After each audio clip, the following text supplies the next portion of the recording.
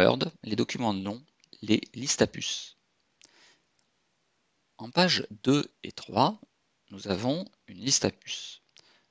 Donc on a les services offerts, là on a une énumération, et puis ici on a donc une fameuse liste à puces. Plutôt que des tirets, on aimerait des petites puces rondes comme on le voit couramment.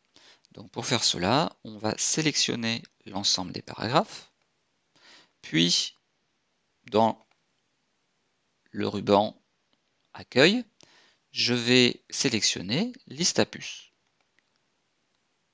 Alors là, il me met des petits tirets en tant que liste à puces. Si j'ouvre la liste, je peux sélectionner des points.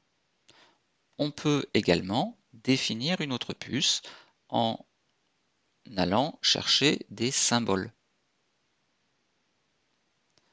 On se souvient que la police de caractères Wingdings et Webdings sont des polices de caractères graphiques.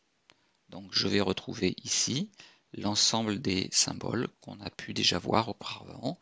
Si par exemple je veux une espèce de disquette en puce, ou bien un téléphone, ou bien un livre, ou une petite cloche, eh bien il me suffira de sélectionner ceci. On peut prendre l'exemple avec le téléphone. Voilà.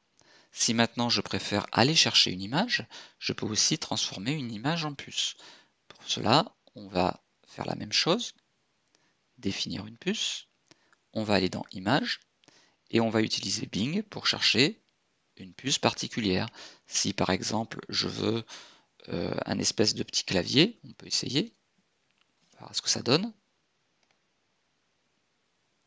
Il va faire une recherche sur le moteur de recherche Bing d'un clavier.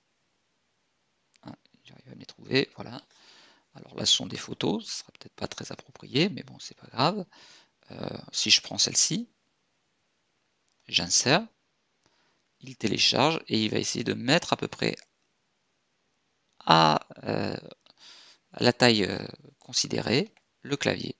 Donc là, c'est pas très joli, mais en fait, c'est un petit clavier qui a été très très réduit. Donc il ne faut pas hésiter à faire plusieurs recherches jusqu'à se trouver quelque chose qui ressemble à une puce acceptable.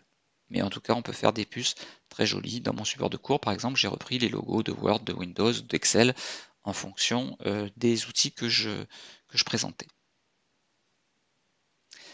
Nous avons terminé cette partie-là, donc je reviens sur des puces classiques que sont le point, puisque c'était ce qui était demandé. Il me reste à penser à enregistrer mon document, et puis quand même avoir un aperçu de ce que j'ai fait. Donc faisons fichier imprimé. Et là, nous avons donc un aperçu de notre document. Donc là, on est sur les puces. Et je peux passer d'une page à l'autre, hein, Alter Investissement. Voilà, je vois toutes mes pages